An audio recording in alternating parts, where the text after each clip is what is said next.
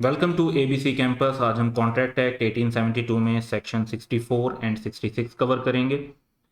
तो सेक्शन 66 जो है वो बात करता है रिसेशन ऑफ वॉइडेबल कॉन्ट्रैक्ट पर ही, लेकिन इसमें बात होती है मैनर ऑफ कम्युनिकेशन की कि अगर आपने एक कॉन्ट्रैक्ट वॉइडेबल है तो और उसको रिसेंड किया है, कैंसिल किया है, जैसे एक पार्टी है जिस पे कोर्जन एक्सरसाइज हुई है या अनड्यू इन्फ्लुएंस हुआ है या फ्रॉड या मिसरिप्रेजेंटेशन हुआ है और वो उसके बाद वो प्रूव करने के बाद वो ये साबित करना वो कैंसिल करना चाहते हैं कॉन्ट्रैक्ट को, तो वो रिसेशन ऑफ वॉइडेबल कॉन्ट्रैक्ट की कम्युनिकेशन कैसे करेंगे।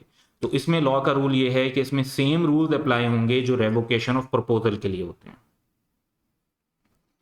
यानी कम्युनिकेशन कब कंप्लीट होगी? कम्युनिकेशन कंप्लीट होगी जब जो कम्युनिकेशन रिसीव हो जाएगी बाय द रिसीवर, यानी जो पार्टी कॉन्ट्रैक्ट कैंसिल कर रही है, जब वो अपनी कम्युनिकेशन का लेटर उसका पहुंच जाएगा, दूसरी पार्टी तक पहुंच जाएगा, पोस्ट करने वाला टाइम नहीं, उसके पहुंचने का टाइम, यानी उसके दूसरी पार्टी उसको रिसीव कर लेगी, तब समझा जाएगा कि वॉइडेबल कॉन्ट्रैक्ट की रिसेशन कैंसिलेशन कम्युनिकेट हुई है।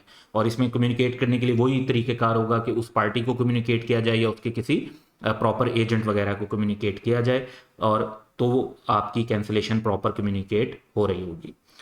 अब अगला सवाल ये पैदा होता है कि कम्युनिकेशन भी हो गई और आपने एक वॉइडेबल कॉन्ट्रैक्ट को कैंसिल कर दिया प्रॉपरली कम्युनिकेट करके, तो उसके कंसिक्वेंसेस क्या होंगे, इफेक्ट क्या होगा इस तरह के कैंसिल करने का। तो इसमें दो बातें हैं जिनको समझना है। पहली बात तो ये है कि जब भी एक पर्सन ऐसा वॉइड करता है तो दूसरी पार्टी को, एक पार्टी ने कॉन्ट्रैक्ट कैंसिल कर दिया तो दूसरी पार्टी को फिर उसे परफॉर्म करने की जरूरत नहीं है।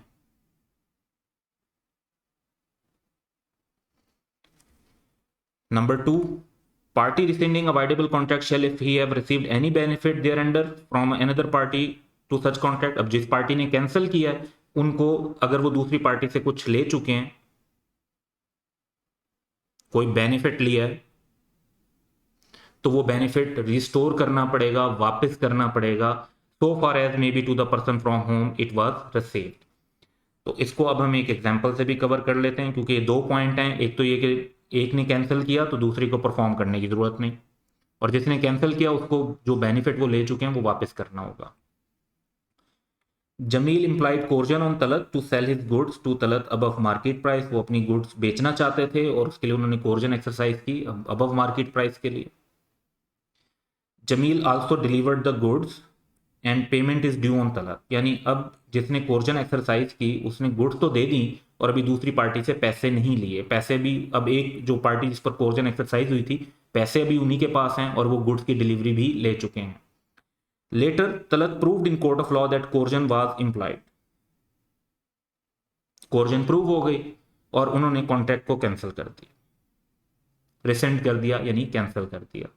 तो अब एक तो बात यह कि दूसरी पार्टी तो कॉन्ट्रैक्ट पहले ही परफॉर्म कर चुकी थी, अगर ना परफॉर्म किया होता तो फिर उन्हें परफॉर्म ना करना होता, ये रूल अप्लाई हो जाता।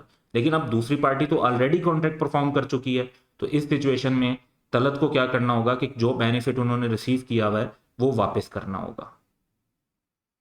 तो ये एक सिंपल सा कॉन्सेप्ट था कि वाइडेबल कॉन्ट्रैक्ट को जब कैंसिल किया जाता है तो उसको कम्युनिकेट कैसे करना है और उसके कंसिक्वेंसेस क्या हैं। तो इन शॉर्ट, कम्युनिकेट बिल्कुल वैसे करना है जैसे रेवोकेशन ऑफ प्रपोजल होती है, और इसके जो कंसिक्वेंसेज हैं वो दो हैं, यानी दूसरी पार्टी को परफॉर्म करने की जरूरत नहीं, और जो पार्टी कैंसिल कर रही है उन्होंने जितना बेनिफिट हासिल किया हुआ वो उन्हें वापस करना पड़ेगा।